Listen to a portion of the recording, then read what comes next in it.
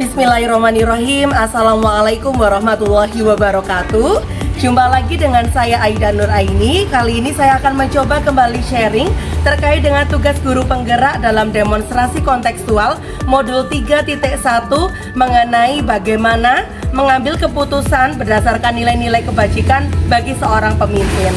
Nah, di sini nanti saya akan mengadakan wawancara dengan dua kepala sekolah. Yang pertama adalah kepala sekolah saya sendiri, yaitu Ibu Lulu Juartini CSPD, dan nanti saya akan mengadakan diskusi atau wawancara kembali dengan kepala sekolah yang kedua.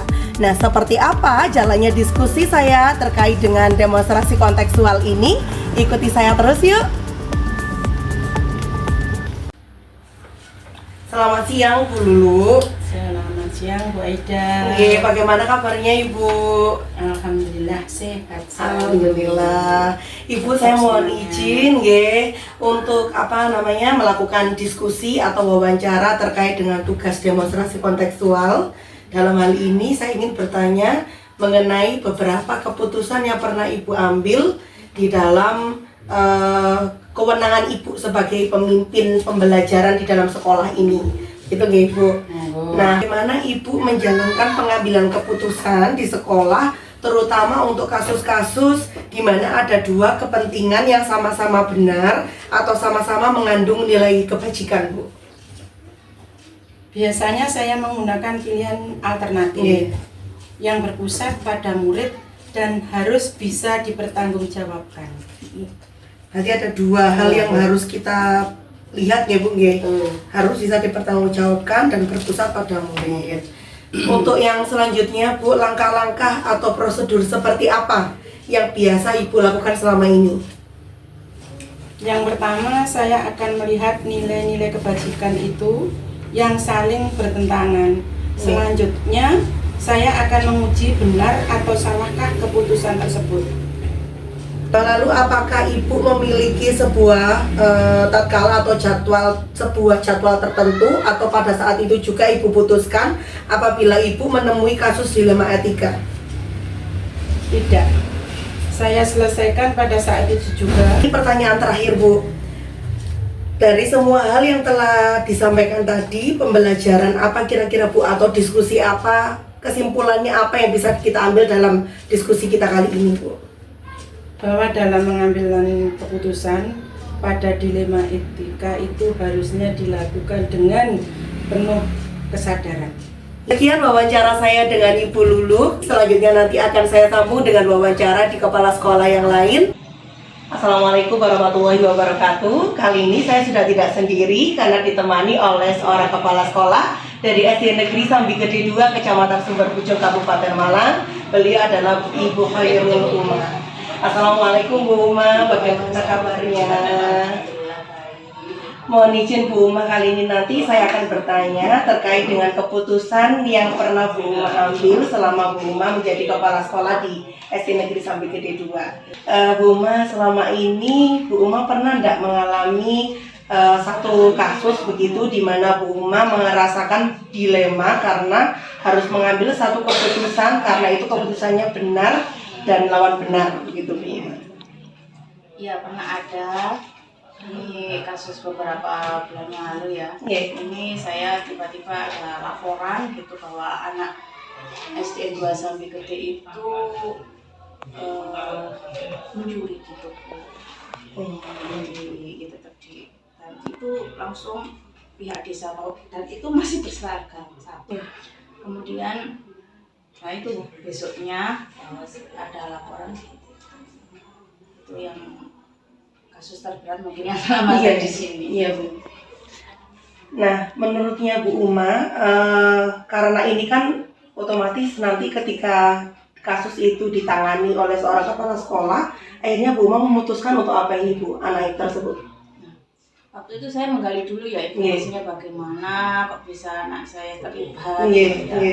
Ternyata informasi itu ya tadi ada dari sisi ini dan ini itu berbeda. Wali murid pun juga saya panggil. Awalnya anak-anak saya panggil per anak itu kalau tidak salah 5 anak. Itu saya panggil satu-satu. Saya tanya bagaimana pengaruhnya.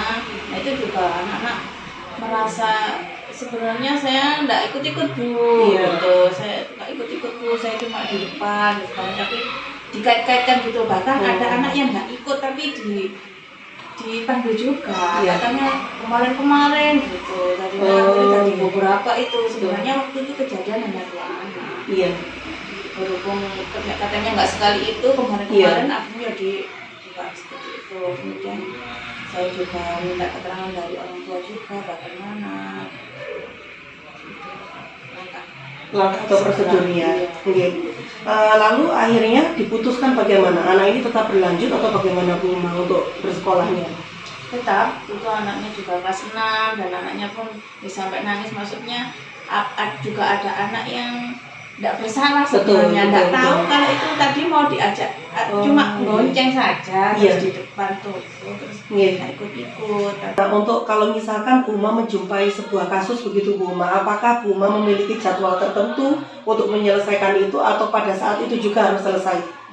Saya lebih sukanya lebih cepat lebih baik, ya nggak berlarut-larut gitu. Ya juga takut seperti anak itu tadi merasa bersalah, ada trauma seperti itu, biar cepat kita selesaikan. Kita juga kerja sama-sama Bapak Ibu guru, jangan sampai sini wis mengobati kono melukai seperti itu. Tadi kita bareng-bareng satu arah untuk bisa ini menetralkan kembali suasana. Lalu untuk dari pembicaraan kita kali ini Bu Uma, adakah pembelajaran yang bisa diambil untuk Bu Uma dan juga pesan untuk saya? Yaitu pokoknya setiap ada kejadian pasti ada hikmah kami padahal sudah ini sejak saya di sini 2022 itu sudah membungkus sekolah ini religi agamis gitu ya. Background saya kan beragama.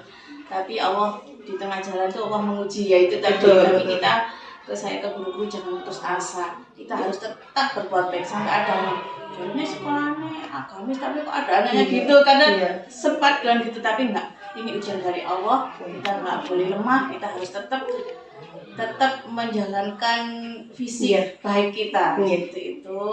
Jadi kita saling menguatkan, kita bersama dan anak-anak juga kita yang jelek yang mungkin kita lengah kita introspeksi dan seperti itu tadi karakter sama nilai-nilai religi tetap harus kita kokohkan, nggak boleh lengah.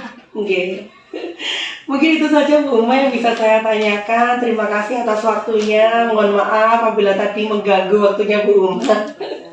Semoga Bu Uma semakin lancar dalam mengerjakan tugas sebagai kepala sekolah di SD Negeri Sambi Gede 2.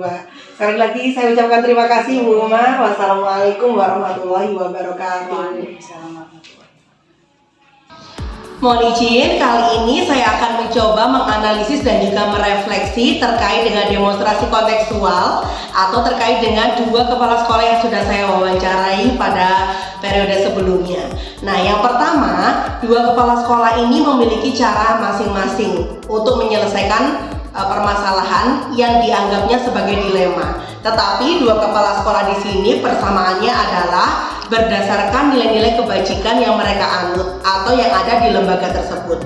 Lalu yang kedua adalah sebagian besar menurut saya tidak paham mengenai konsep dilema etika dan juga bujukan moral ataupun perbedaan di antara kedua hal ini. Yang ketiga, menurut saya ada hal yang menarik di sini. Ketika saya berwawancara dengan kepala sekolah yang pertama, beliau tidak menyebutkan mengenai kasus yang konkret terkait dengan yang dianggap sebagai dilema etika tersebut. Namun, ketika saya wawancara dengan kepala sekolah yang kedua, di sini beliau sudah memaparkan terkait dengan kasus-kasus konkret yang merupakan dilema etika atau yang dianggap sebagai dilema terbesar ketika beliau ingin mengambil keputusan sebagai seorang kepala sekolah. Nah, yang keempat, kedua kepala sekolah di sini walaupun berbeda, ada yang menyampaikan pendapat konkretnya terkait dengan permasalahan dan juga ada yang belum menyampaikan, namun ada hal yang sama. Beliau berdua memiliki langkah-langkah penyelesaian. Nah, namun dalam kaitan ini masih belum lengkap 9 langkah dalam penyelesaian maupun pengujian masalah. Padahal di dalam langkah penyelesaian masalah maupun pengujian itu ada yang paling penting yaitu uji benar dan salah. Di mana dalam uji benar dan salah itu ada satu garis merah benang merah di sini bahwa yang membedakan antara dilema etika maupun bujukan moral itu ada pada uji benar atau salah tersebut. di mana dilema etika apabila kedua pilihannya itu sama-sama benarnya, namun di dalam bujukan moral ada salah satu pilihan yang merupakan pilihan yang salah.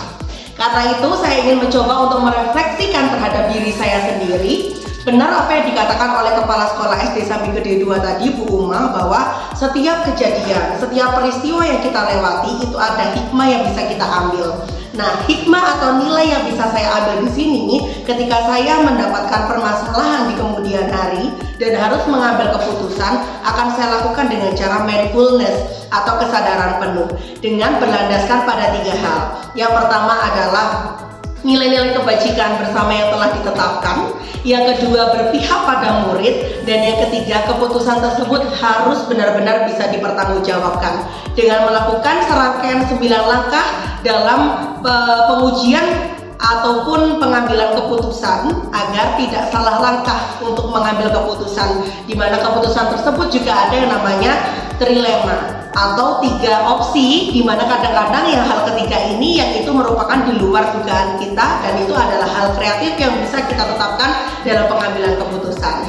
Mungkin hanya itu yang bisa saya sampaikan, mulai dari rangkaian yang pertama wawancara dengan kepala sekolah saya sendiri, Ibu Lulu Juardiningsih, dan juga kepala sekolah dari Sambi Gede 2, Ibu Khairul Uma. Lalu saya analisis dan juga saya refleksikan agar bisa bermanfaat juga untuk saya di kemudian hari. Semoga demonstrasi kontekstual ini bermanfaat bagi kita semua, dan mohon maaf apabila ada kata-kata yang kurang berkenan.